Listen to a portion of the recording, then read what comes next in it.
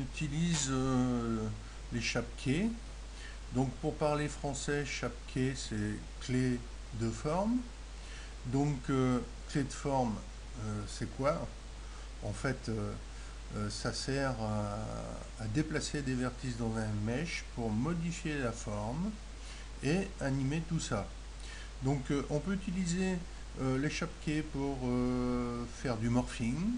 On peut surtout l'utiliser, et c'est sa plus grande utilisation, pour animer la parole d'un humain qui parle, hein. Voilà, donc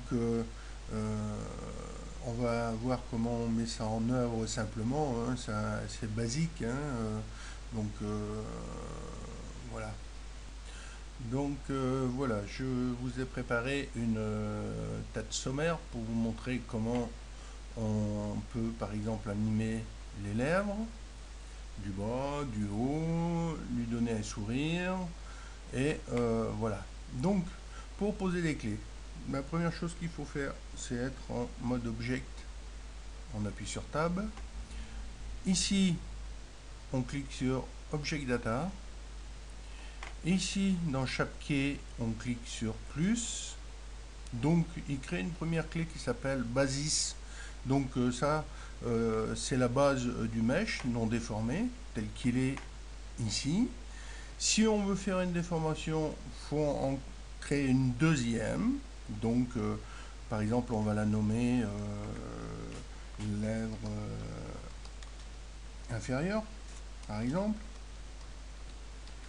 OK, pour pouvoir s'y retrouver. Donc une fois qu'on a fait ça, on repasse en mode Edit. Donc on clique sur un vertice ici. On déplace. Donc non, c'est pas ça qu'il faut faire parce que ça le fera pas. Donc moi je vous conseillerais d'activer le Proportional Editing Connected. Donc vous appuyez sur G et il déplace les vertices.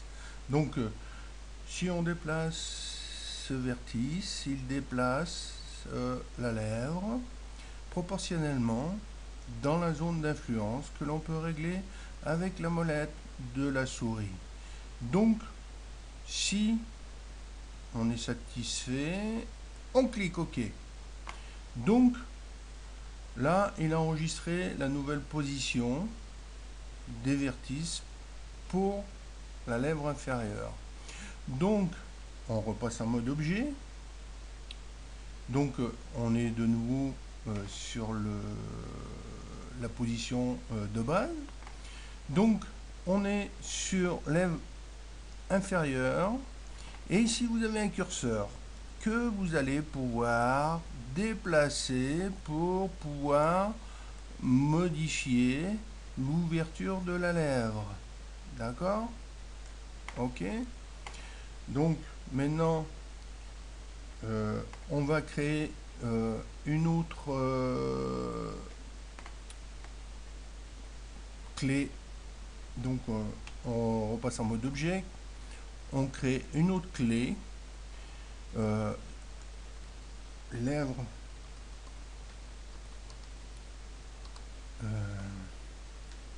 merde, lèvre sup. OK. Donc ça c'est la deuxième clé. Une fois qu'elle est créée, on rentre en mode Edit. Elle est sélectionnée. On sélectionne ce vertice. Hein. Donc toujours en sélectionnant un vertice ici, nous appuyons sur G et nous déplaçons la lèvre vers le haut. Toujours avec la molette, on peut modifier la forme. Hein. Voilà. Donc si on est content, on appuie sur Entrée. OK. Donc maintenant on repasse en mode Tab. On va voir ce que ça donne. Voilà, pour la lèvre supérieure. D'accord. Bon, le nez il se déplace. Normalement, il faudrait être beaucoup plus se régler avec une zone d'influence plus faible. Mais bon, c'est juste pour montrer le principe. Donc maintenant, on veut créer une clé pour le sourire, qu'on appelle sourire. OK. Et on repasse, toujours sélectionné, on repasse en mode Edit. On sélectionne un vertice ici, toujours avec le proportional editing. On va faire par exemple le G. Et on fait une petite rotation. Voilà, comme ça. Donc là, il nous a enregistré la clé sourire. Hein, et nous repassons en mode Object et nous allons voir ce que ça donne au niveau du sourire. Voilà. Hein. Donc, ben voilà, hein, on a créé les clés, mais maintenant il va falloir créer l'animation. Donc, pour récapituler, donc en mode objet, on crée les clés dont on a besoin pour chaque élément. On passe en mode edit, on sélectionne un vertice et avec le proportional editing, on le déplace suivant une zone d'influence proportionnellement. Donc on peut choisir aussi le type de qu'on veut utiliser. Hein. Voilà. Donc maintenant, nous allons créer l'animation à partir de ces clés-là. Voilà.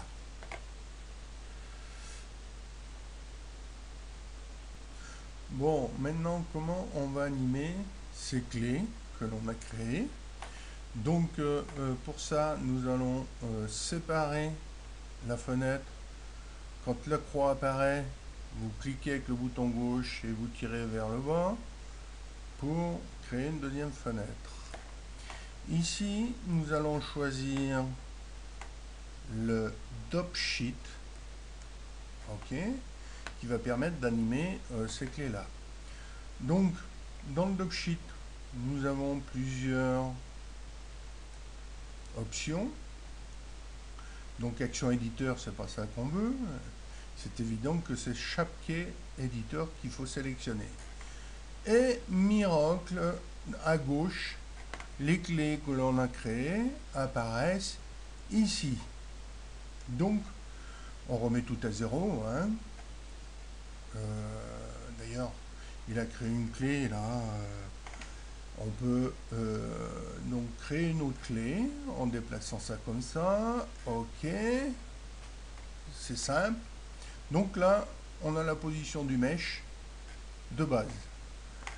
Alors, moi ce que je conseillerais, c'est d'avancer, d'entrer une valeur, par exemple 10, pour faire avancer de 10 frames. Donc, on est en 25 frames par seconde. Donc 25 frames par seconde, si on en met 25, ça correspond à une seconde. Donc il faut calculer le nombre de frames à laquelle on veut se positionner. Ensuite, on dit là, je veux modifier. Vous voyez, la lèvre se modifie. Hein. On la positionne où il faut. OK. On avance encore de 10 frames, donc on passe à la frame 20. On remodifie cette clé pour refermer un peu la lèvre, ou l'ouvrir comme vous voulez, hein. C'est vous qui voyez. Hein.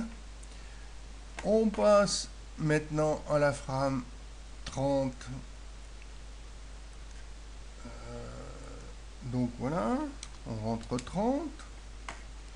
Là, c'est la lèvre supérieure qu'on veut bouger, donc vous voyez que la lèvre supérieure bouge. Hein. Donc on règle ça comme on veut.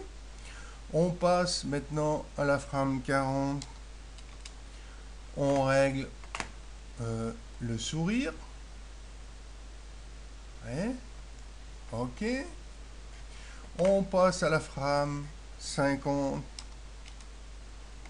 On règle le sourire à 0 et on baisse la lèvre supérieure et on ouvre tout grand la lèvre inférieure. Ok, donc à ce stade là on peut déjà voir ce que ça peut donner. Donc il suffit de faire Alt A. Donc ouais, donc faut revenir à 0. Voilà, on fait Alt A, vous voyez, et bon, c'est pas terrible, hein, mais bon, c'est juste pour montrer le principe, hein. Donc après c'est à vous d'affiner comme vous voulez, hein.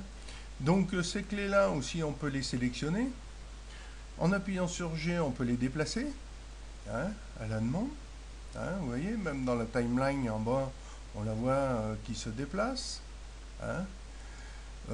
On peut déplacer un groupe de clés en les sélectionnant, en appuyant sur voilà. Donc si on fait B pour sélectionner, on sélectionne un groupe et on déplace le groupe en faisant G et on déplace le groupe tout entier. Voilà. Donc on peut aussi supprimer une clé, hein, en appuyant sur suppresse, delete keyframe. Donc voilà. Après c'est de la mise au point, hein, et ça je peux pas le faire à votre place, hein, c'est vous qui voyez. Donc on se met à 60 pile poil. Donc là on veut recréer la clé qu'on a supprimée, on la recrée, hein. Il n'y a pas de souci, hein.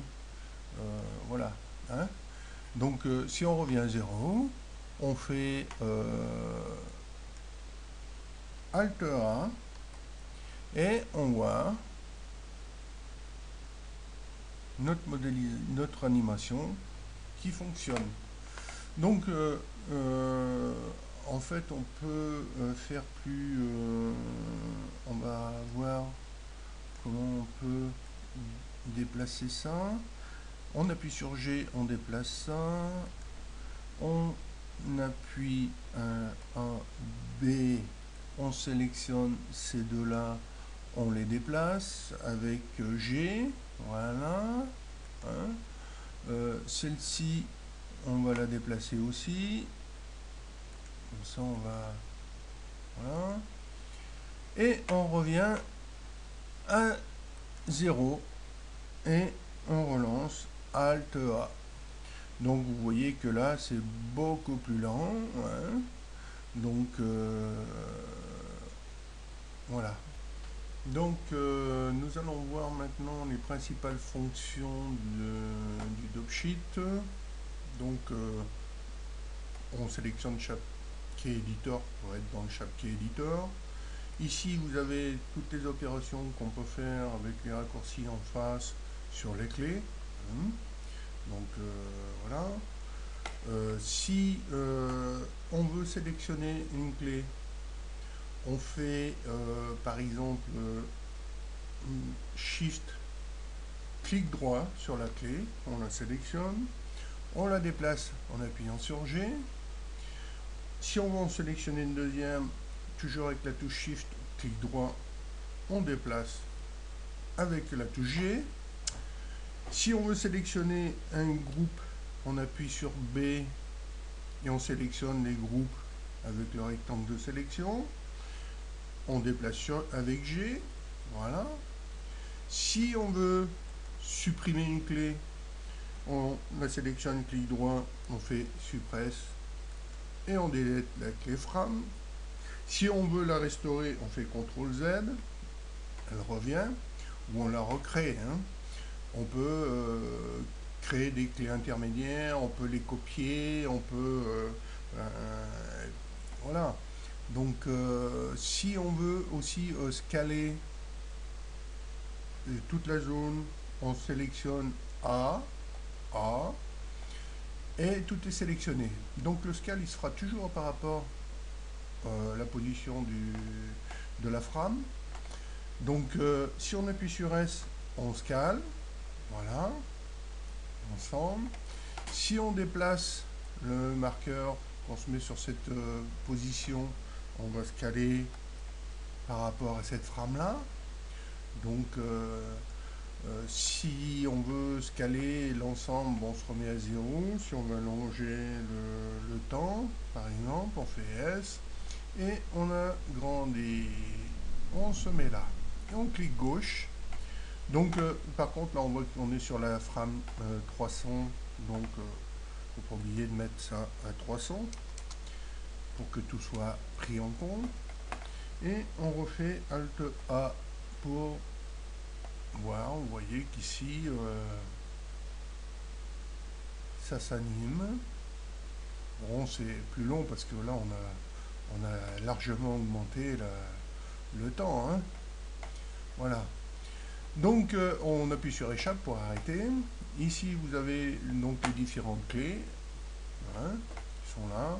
On peut les rendre visibles ici, soit les verrouiller en cliquant ici, hein. Donc voilà.